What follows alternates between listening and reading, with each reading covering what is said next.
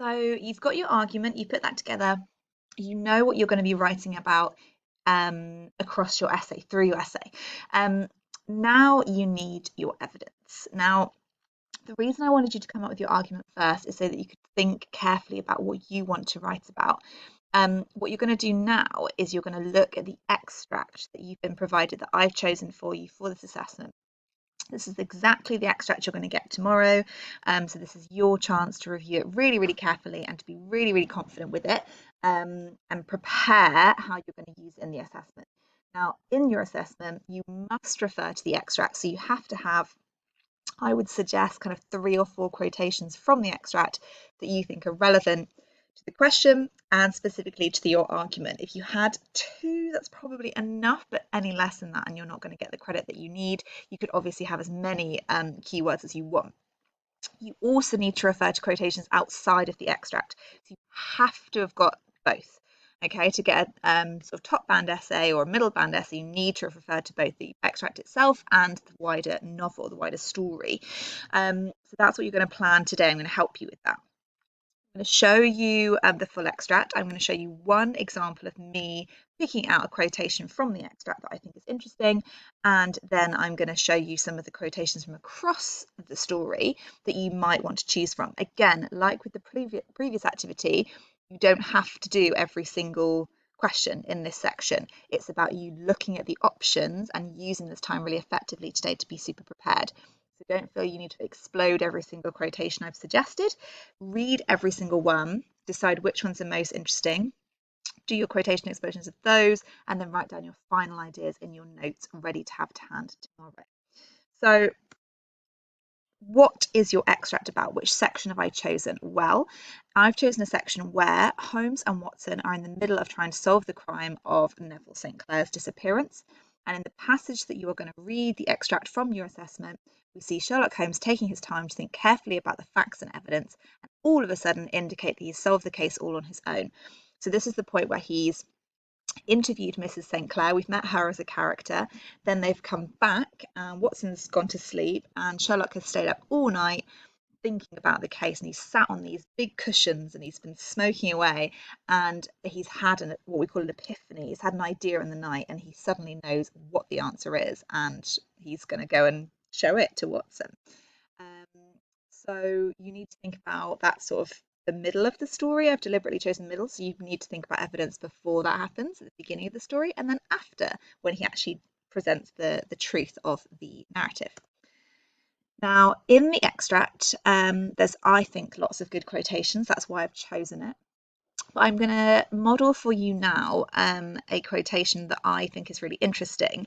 Now, if you would like, you can choose this quotation and you can talk about it in your extract, in your essay, or you can just see the way that I've chosen this quotation, the reasons why, and then you can repeat this same structure when you're choosing your own evidence in a minute. So I chose the quotation, "The blue smoke curling up from him, silent, motionless, with the light shining upon his strong set of aquiline features." Now, the reason I chose this one is because there's quite a lot of keywords and phrases in there that I like. So you can see already from that big quote, and I'd write down the whole quotation first, I would then pick out 3 sections, and that's the bits I put in yellow. So one of the things that I really like is this word aquiline. It's an adjective, and we've looked at it before actually. It's used by Doyle a couple of times. Aquiline suggests the shape of a nose, which is curved like an eagle's beak. So it suggests that he has this big curved nose. And I really like that in terms of a description because I think it's used deliberately to create this sense of the animalistic qualities of Holmes. And not animalistic in kind of crazed, barbaric animalistic, like we saw in some of the previous characters. In this case, more like a predatory, sharp observer. So an eagle is a very impressive hunter. So someone that will be able to seek out their prey and find it really, really effectively and be pretty dangerous and effective in that. It's a superior bird in terms of the food chain. So I would take that adjective to describe Sherlock, and I would talk about the metaphorical qualities, the fact that he's being compared to an eagle because he also has this sharp superiority, and it links to what's happening at the point of the text where he's solving the crime on his own. He's able to kind of hunt the answers. Um, I'd also pick out these two examples of kind of sort of symbolic imagery. So we've got the blue smoke curling up from him. He's smoking. We know he's a drug taker. We know he has a lot of sort of addictions. And I think this particular imagery is really interesting because it crafts an atmosphere, as I've said here, of something quite super supernatural, mysterious, unknown. The blue smoke curling up, it makes me think of kind of like a cauldron or a spell of some kind. And I think that imagery is deliberately got that kind of mystique to it. And remember, this is set in a very rigid Victorian time period where sort of, it was all about following the rules and looking the right way and doing the right thing. And this kind of presents Sherlock as this sort of magician, um, totally separate from his society. So I would kind of choose that to talk about his characterization as being really unique and innovative and different. And then I like this phrase as well, this light shining upon his strong set of features. That implies a kind of sense of him being bathed in light, and it sort of prompts connotations of something heroic, angelic. Maybe he's this kind of angel of justice.